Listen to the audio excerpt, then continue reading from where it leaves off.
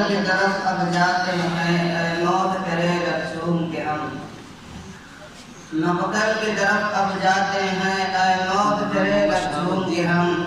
لے جام شہادت پیتے ہیں، ساقی کی ادا پہ جھوم کے ہم۔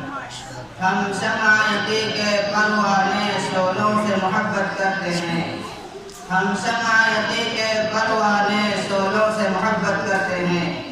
اے زیست ہماری راہ سے ہٹ، ہم موت کی عزت کرتے ہیں۔ الحمدللہ والصلاة والسلام علی محمد وعلی آلہ واصحابہ اجمعین، اما بعد۔ فاعوذ باللہ من الشیطان الرجیم، بسم اللہ الرحمن الرحیم۔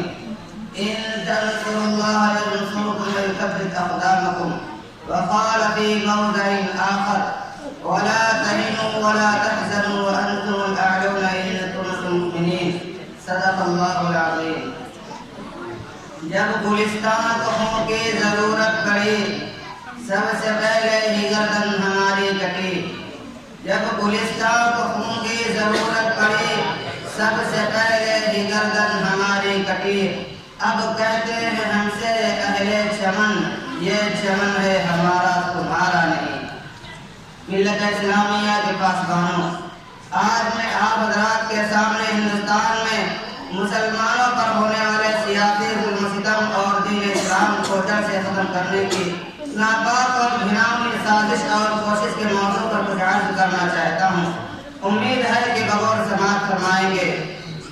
وہ ہندوستان جس کی حریت کے باغ کو مسلمانوں نے اپنے خون جگر سے سینچا تھا، وہ ہندوستان جس کی آزادی کے خاطر بحر نہ آشنائے ساحل میں کود پڑے تھے اور موجوں سے کھیلتے ہوئے منجھار تک پہنچے تھے، بے پناہ قربانیوں کے ذریعے اس کو پروان چڑھایا تھا۔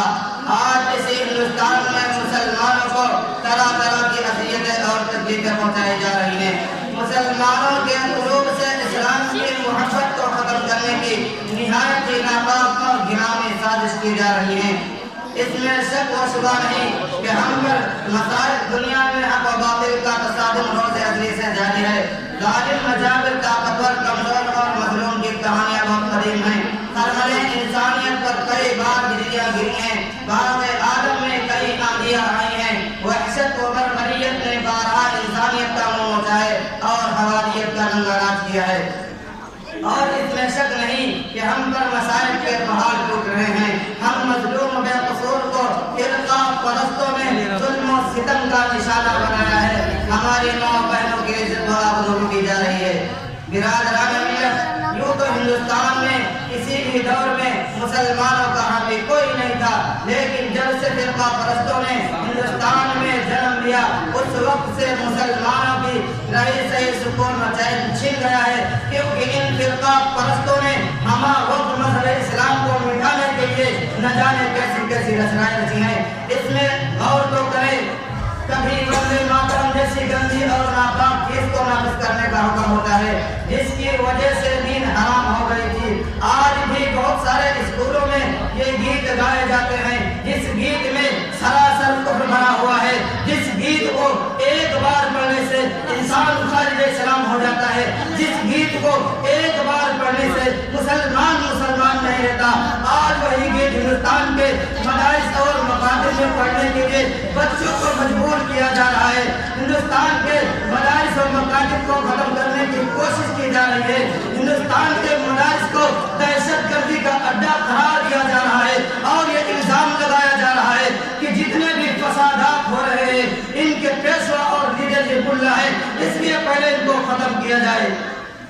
اس کی آسان صورت یہ نکالی گئی کہ اب مسلمان کسی بھی مدارس اور مکاتب کو ختم کر دیا جائے۔ اسی وجہ سے ہماری عبادت گاہوں پر پابندی لگائی گئی ہے کہ اب مسلمان کسی بھی مدارس اور مکاتب کو اور مساجد کو نہیں بنا سکتے، لیکن شاید ان کو معلوم نہیں کہ دنیا میں مسلمانوں کی جب تک سانس چلتی رہے گی، اس وقت تک دین اسلام پر اور مکاتب اور مساجد پر کسی بھی طرح کی آنچ نہ آنے دیں گے۔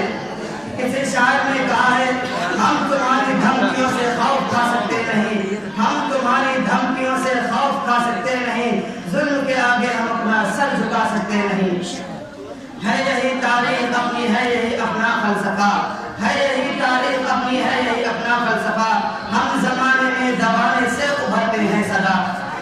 عزیزان گرامی، اگر وطن ہماری جان مانگے تو جان دیں گے، اگر وطن ہمارا مال مانگے تو مال دیں گے، اگر وطن ہماری اولاد مانگے تو اولاد دیں گے، اگر وطن ہمارا تن من دھن مانگے تو سب کچھ دیں گے۔ لیکن یہ نہیں ہو سکتا کہ مسلمان نبی صلی اللہ علیہ وسلم کی جاؤ جلال دے، یہ نہیں ہو سکتا کہ مسلمان آخرت کو چھوڑ کر دنیا کو ترجیح دے۔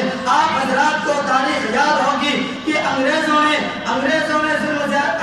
کی ظلم و زیادتی جب حد سے آگے بڑھی تو انہوں نے اسلامی قلعے کو مسمار کر کے اس پر تفریقی عقیدے کی بنیاد رکھنا چاہا تھا۔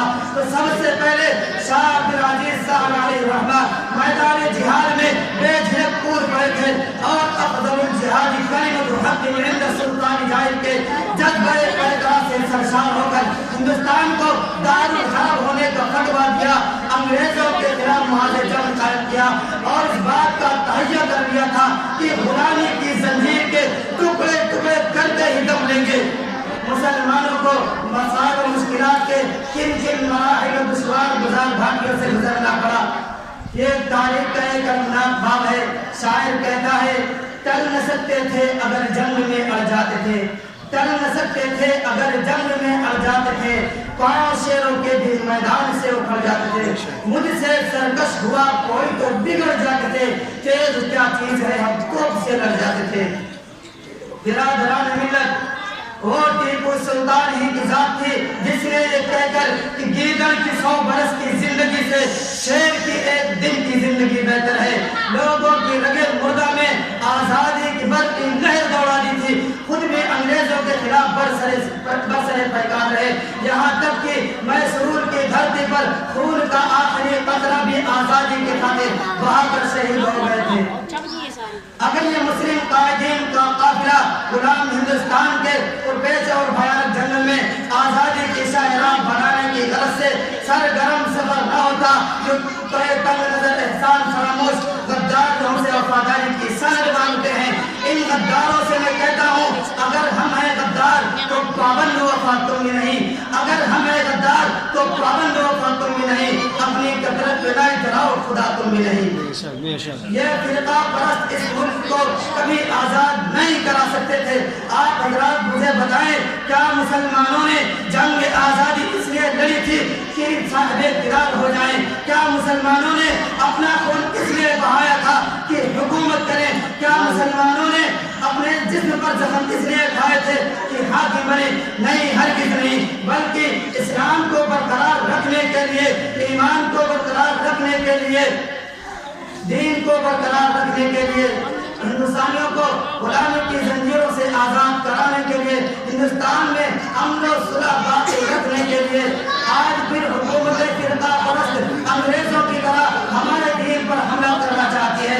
یاد رکھیں اگر یہی حال رہا تو ان فرقہ پرستوں کو بھی انگریزوں کی طرح منہ کی کھانی پڑے گی اور اپنے عہدے سے سرگوش ہونا پڑے گا۔ کسی شاعر نے کہا ہے کوئی گر صلح کے پھولوں کو پیروں سے کچل ڈالے، کوئی گر صلح کے پھولوں کو پیروں سے کچل ڈالے تو شاخ گل کی ہر پتی پہ قطرے آم لکھ دینا۔ ملت اسلامیہ کے غیور نوجوانوں اپنی غفلت کی چادر کو چاک کر کے آکر ہوش کی زیرہ پہن لو، اپنے اندر انقلاب پیدا کرو، اپنی تقدیر کو سنوار لو۔ قوموں کی تقدیر خود بنائی جاتی ہے۔ اللہ نے قرآن میں فرمایا ہے ان اللہ لا یغیر ما بقوم حتی یغیروا ما بانفسہم، یہ ایک ٹھوس حقیقت ہے۔